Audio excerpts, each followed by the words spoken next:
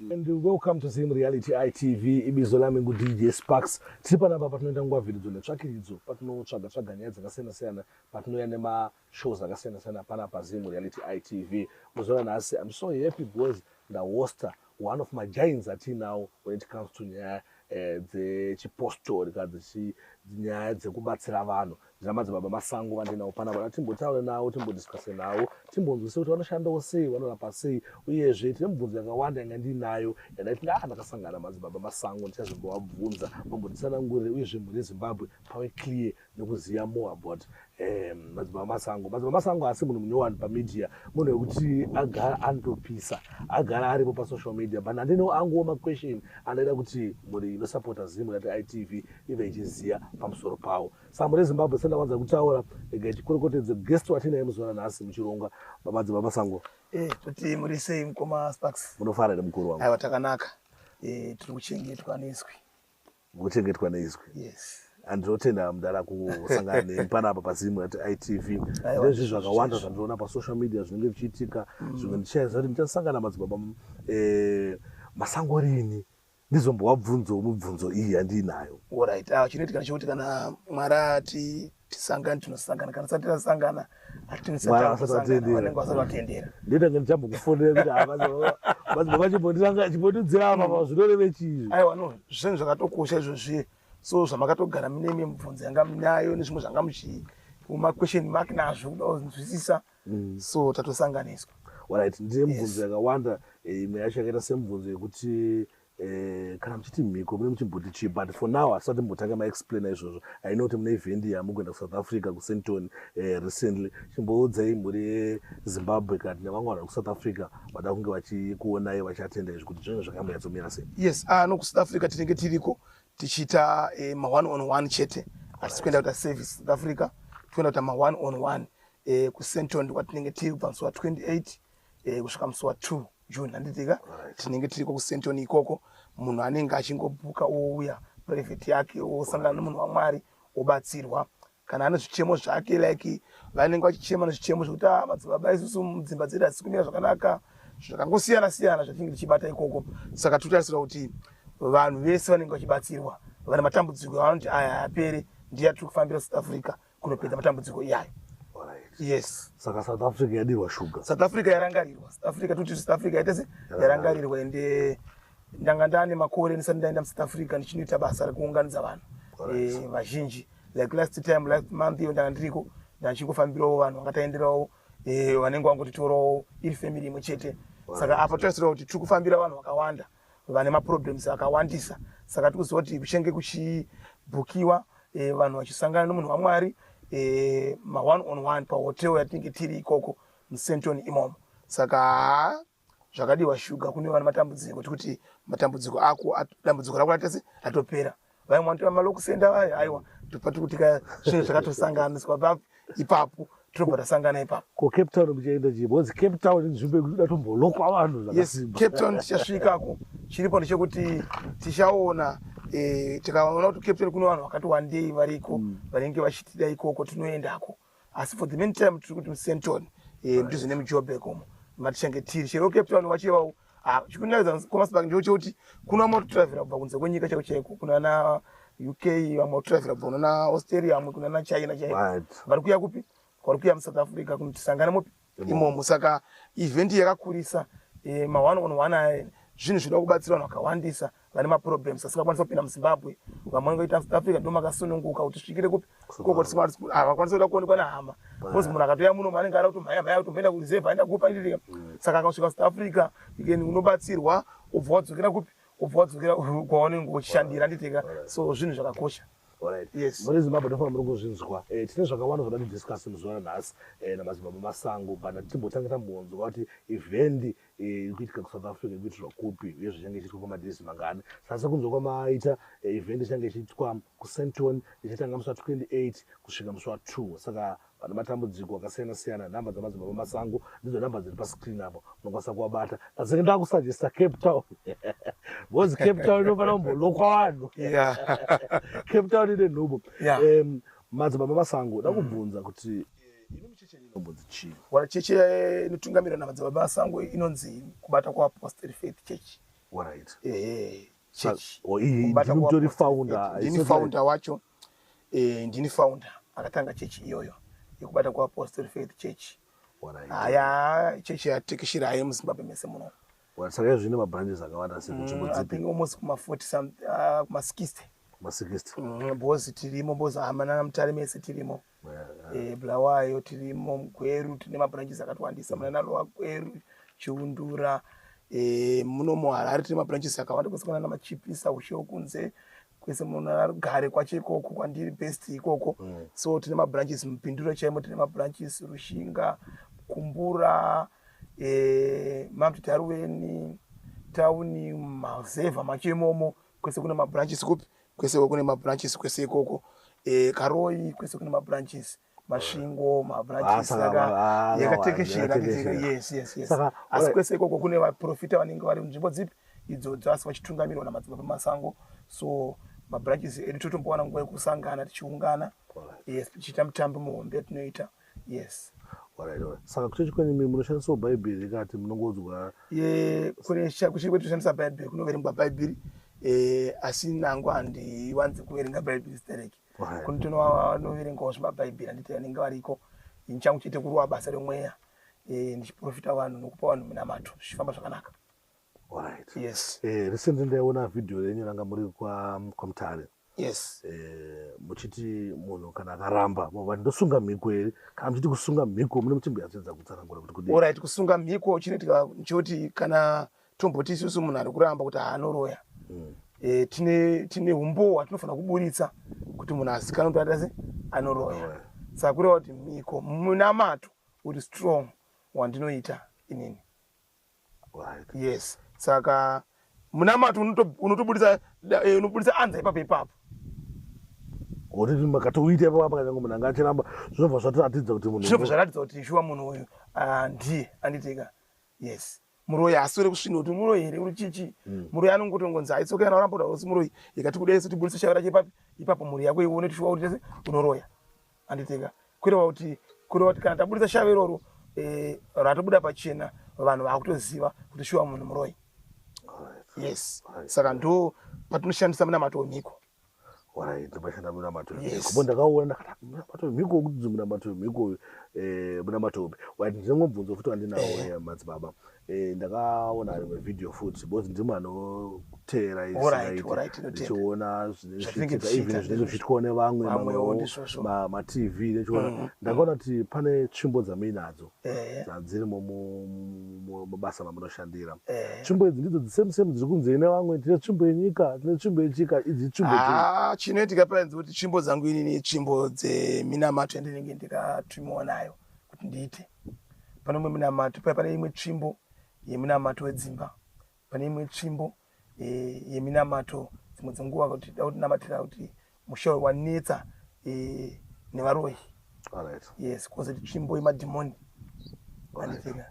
Saka pane tsvimbo dzakasiyana siyana ipo paya because kune imwe tsvimbo hwani yandinowanza kufamba nayo iyoyo itsvimbo yezvese anditeka kaiti zvese kureva kuti inoita zvese anditeka like tsvimbo yeyeyi kureva ndinoishandisa andizvafanira nemusoja anenge ane pfuti yake tsvimbo yepani pandinoishandisa asi chine simba pazvese ndini nondini ndakatumwa. Aisi tsvimbo ndine simba pazvese. Saka kuti kana ndine tsvimbo kungoreva kuti chinhu chandinogona kusiya ndatongoti gadzika apa ndachinamatira inini anditeka kuti shakuita basa rachinofanira sei kuti chiite. Yes. Ane simba ndini. No, turachero uswa ndototi ndakutoita nawo basa boza ane simba ndini. Zamune maisa simba riya baba uswewo simba riri patsvimbo iyo chiripo chakuti cheche chinhu chokunongedzera nacho. Saka chinhu chatinenge tatongorayirisa nacho kuti tinoda kuti tiite zvakati. Yes, handimakaziva kuti Moses paGungwa Dzvuku akatora tsvimbo anditeka akarova chi akarwayo pakavhurika pakaita nzira nditi.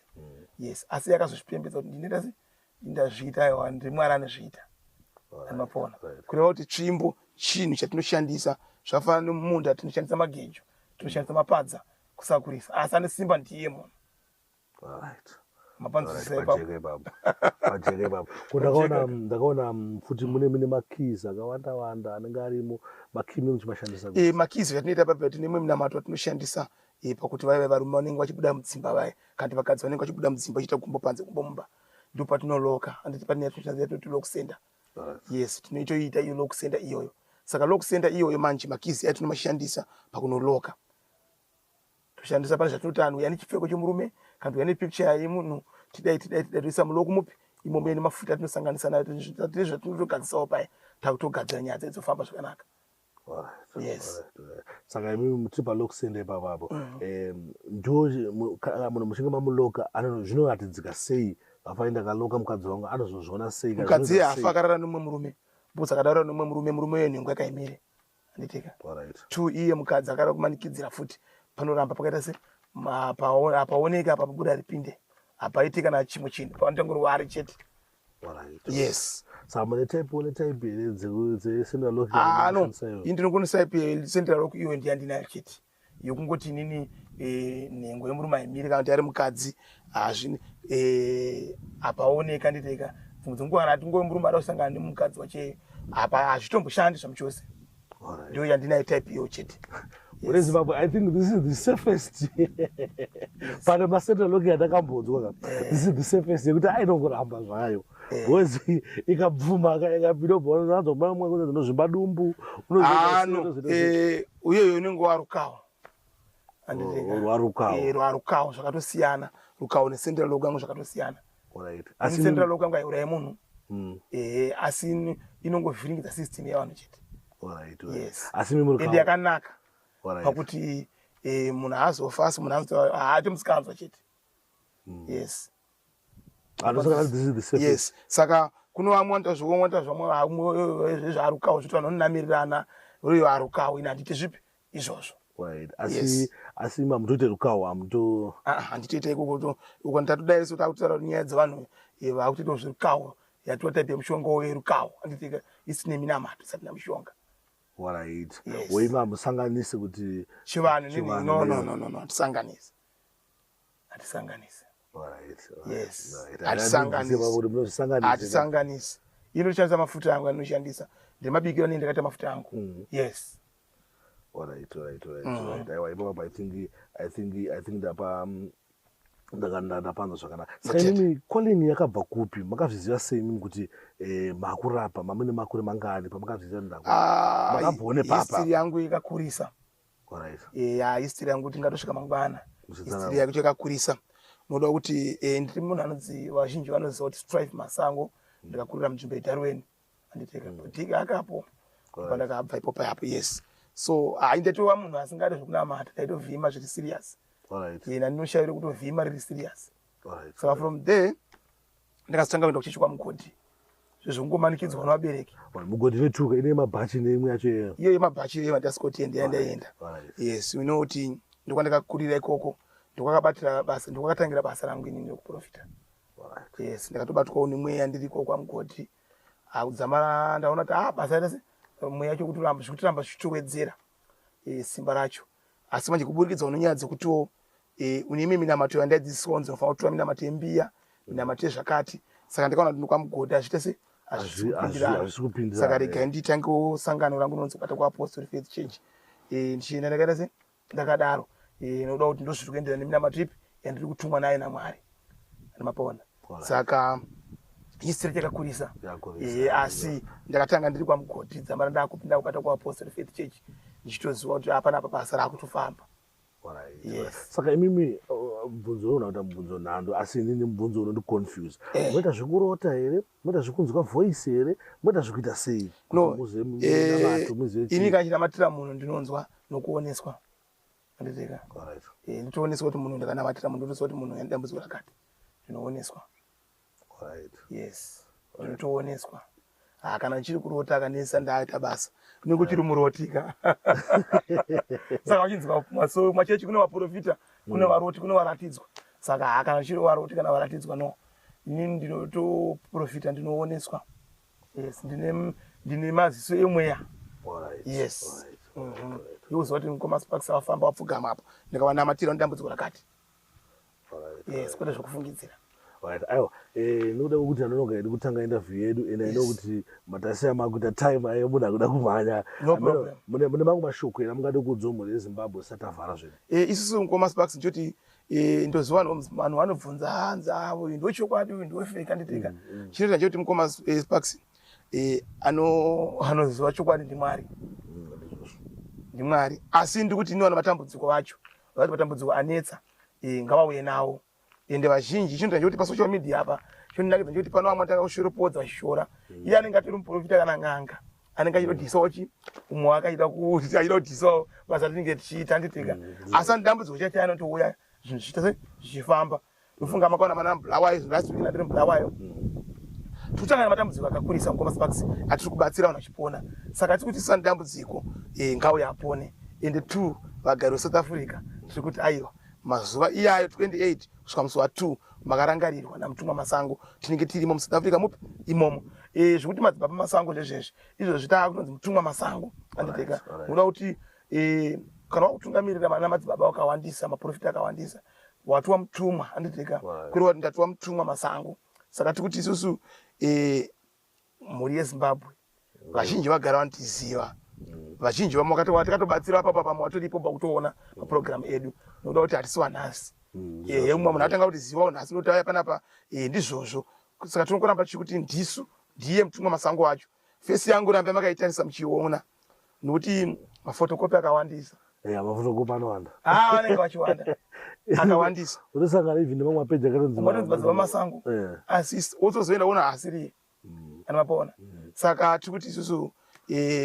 maprofita takawanda asi ii ndakazvimirira panapa ndiri kuti vanhu ngauya kuti ruponeso. Yes, ngauya kuti ruponeso. Saka ende 2 handiti ndinogona chete ba. Anogonesa vanhu ndimwari. Wakazonza muprofita kuti ndini chete wakuzvitua wakuzvikwidza ndege mashanga. Because ndakanzwa kumwe achiti ndiye Jesu vanhu vatema. Kurasika saka nyaya iripo ndiye kuti vanhu vanofanira zvafana nembiri chaiyo mbiri atifanira kuzvipa mbiri isusu mbiri inofanira kubva kuvanhu vatinobatsira.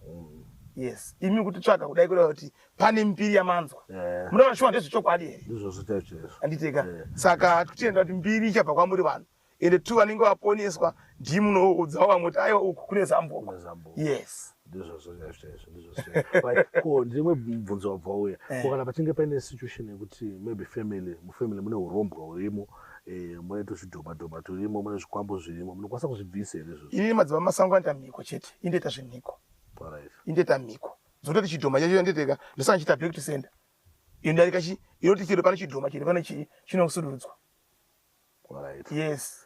Hamuzvitori zvidhombo zvinanzwa vamwe vanongwandi totora zvidhomba inini kana mwari atendera panguva ndinogona kuzviita anditeka zvino tinokutumwa panguva dzacho zvokuti ita hazvingonzi zvinotoitwa misi yese. Yes, asi inini manje ndaane level yepamusoro kudarika izvozvo. Uzakona uchitobvisa uchichipa nguva dzakutobvisa unenge uchine level uchipa level yauri ndaane level yekuti udarika izvozvo.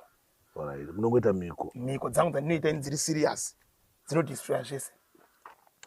Yes. I think baba ndapanzwisisa paklipo ndakambodzwa mumwe mutaura achiti zvoni inini ngachinge ndakubvisa zvidhoma izvozvozvo zvinenge zvangu ndindoziva kuti ndakuzviita sei ndakuzviuraya ndakuzvipa chinoitika ndechekuti ndisati taura kuti vanhu vane mashanda zvakasiyana siyana masimba yakasiyana zvoto zvine mazera zvoto zvine mazera kuti zvoto tudiki zvoto zvihombe zvoto zvine mazera. Yes, vava mumwe hangu asvika kuti ndimoni chita nditeka utosvika utoenda matatokurowa iwewe saka uzosvika mumwe munhu anenge urayira kavhanu kuti dhimoni ngaitese ngaripo sitatatotibata tobva donhera ipapo zvamichose kunoti simba rakasiyana saka zvoto zvine mazera Nkomas Bucks zvine mazera kune zvitivi zvihombe zvimaskrini zvidiki atiteka zvinhu zvakadaro saka chete nchekuti zvisaita kuti pazvoto paipapapa ivo vanhu ndovanozoziva kuti kwatinoenda uku avo makora ava kureva kuti taane nguva zvafanira time tichibatsira vanhu asi kuti vambonza masikando atinoita anditeka kureva kuti toshanda navanhu zvakanaka vanhu vachikomborerwa. Yes, nezimbabwe ndifuka manzwa mashoko akubva kuna madzibaba masango kana kuti mutumwa masango vachitsanangura mashandiro avanoita. Haina kuti mibvunzo haiperi panoda kwetime yedu bhozi madzibaba vatokirita time kuti vange vari panapadzimataitv. havasi munhu wekuti ari isi kuti tisangane naye asi munhu kuti ari isi kuti tingokuti madzibaba batikaina tu tine maprocedures atinenge taita kuti chose tiwaone. Saka ndada kuti anotokukumbirewo nguva dokodoko ino mibvunzo yakawandisa asi zvamunoita muona kuti tumira mamwe maquestion pandoona futi panoronga kusangana nawo futi next time tochiwabvunza vachitipindura kuchibatsira. Zvino mumwe munhu kuti madzibaba masango akatopfeka hembe dzodzidzi saka ndichinoita munhu wamwari here anoto munhu madzibaba aiwa gemenzi reri ingoriwo jira rinenge ratongoiswa pamusoro inguwo dzedu dzatinotongonamatisa handite zvafanira ukaenda unoona nezvemudzimu wanenge wane zvimachira zvawanenge anayo wanditenga kuziva kuti ndiwechi ndewechivanhu. isusu pagemenzi yaye tinomapfekera panyaya yekuti vanhu vanobva zoti kasiyana handu vapona. Saka mweya hauna basa negemenzi. Chino ndakatodaisa panapa ndakatotanga kuti kuprofita nekuprofitai handi mapona. Saka isusu mweya haudi prazi mwari hadi tsvina wanditenga nda vanhu vari smart. Saka kuzona munhu wamwari atsvina aita sei pane something is wrong. Tu munhu wachamwari fa ukomborera vanhu fa utanga wakomborera wewe uzokomborera chi vanhu ndizvo chokolota kuti cleanliness is yes kwete kuti timba notsoka panapo kuenda kugogwe tsoka yoporesa vanhu ati chipo ichira chipo zvinadara hayi chipo zvinadara zvinooneka zvega. Saka pakuprofita mune mungori ready anytime mune mutori ready ndiprofite zvimwe izvo zvakati ndiprofitai handiti kumwe ndafamba ndafamba makizvi dai makati izvo ndikusungai ndokusungai zvakutofamba ndatonoka madhamu kumbawo zvakutoita. Saka tinotenda kuti vanhu vanofanira kuti vakomborewa. Saka muri wezimbabwe nemi watereri aiwa tadedzwa namukoma wedu Sparks vati tinatso timbotaura nawo tichimbokurukura. Saka totenda kuti zvafamba zvakanaka. Aiwa zvafamba zvakanaka. Muri wezimbabwe da kutenda ine kuramba kuchimbo support ZimWallet.tv kwazvinotoona ku YouTube. Usakangana kuti tine Facebook page yakanzi DJ Sparks ZW. Kwazvinotoona ku Facebook tine YouTube channel yedu inonzi iyo ZimReality.tv. Munotoona ikoko mosangana nesu then totaura ikoko. Then chimwe chiri very important satavanhu chekuti musi wa 28 kusvika musi wa 2 this month madzibaba masango vanenge vari kuSenton. Namba dzavo ndodzingobuda pascreen adzo munovabata then mokwanisa kubatsirika because vanhu vakuSouth Africa vanenge vachibvunza DJ Sparks tingabatsirike sei tingabate sei wana madzibaba but still now mawani wanyasha zvapadhuze nebachi nemisiwo yenyu. Saka guys hatiri kuzonzwa kuti zvondenda sei ndatadza kuzobatsirwa ivo madzibaba masango vari kuuya kuSouth Africa. South Africa inzvimbo yekuti padhuze wedza uchibva Cape Town kubva kuJoburg kubva chiSenton inzvimbo iri seneutral venue. Kuna nozva South Africa vanotipupura kuti kaneutral venue. So thanks for watching, thanks for supporting ZimWallet.tv. Always remember that fear not, sin not, whether you like it or not, the truth is the truth.